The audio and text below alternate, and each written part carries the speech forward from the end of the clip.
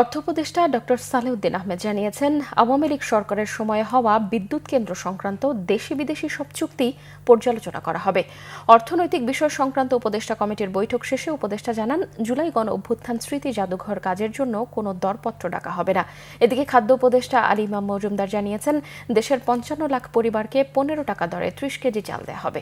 Report Ziaul হক সবুজের।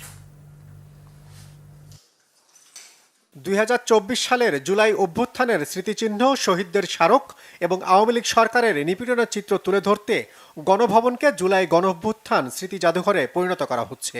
এই রূপান্তরে খরচ হবে ১১২ কোটি টাকা। তবে এই কাজের জন্য কোনো দরপত্র না ডাকার সিদ্ধান্ত দিয়েছে উপদেষ্টা পরিষদ কমিটি।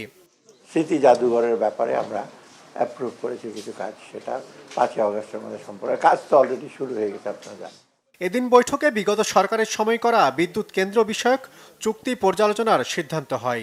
বিগত সরকারের সময় কতগুলো ইন্ডিপেন্ডেন্ট পাওয়ার প্ল্যান্টের কতগুলো চুক্তি হয়েছিল, চুক্তিতে আমরা দেখেছি অনেক অসম ক্লজ ছিল, সেগুলো রিভিউ করার জন্য। এবং রিভিউ করার জন্য এখানে অনেকগুলো কোম্পানি আছে, বিদেশি কোম্পানি, তাদের চুক্তিগুলো রিভিউ করার জন্য হাইকোর্ট থেকে একটা নির্দেশনা আছে, যাতে এটা তাদের সাথে আলাপ আলোচনা করে যাতে আমরা এসে পরিচালিত করি, এবং এই জন্য আমাদের আইনি সহায়তা দরকার। একই জায়গায় অনুষ্ঠিত খাদ্য পরিকল্পনা ও পরিধারণ কমিটির সভা শেষে খাদ্য উপদেষ্টা জানান, খাদ্য বান্ধব কর্মসূচির অংশ হিসেবে ৫৫ লাখ পরিবারকে ১৫ টাকা দরে চাল দেবে সরকার। গতবার ৫০ লাখ পরিবার পেতেন, মাননীয় অর্থ উপদেষ্টা এটাকে এবার ৫৫ লাখ করে দিয়েছেন।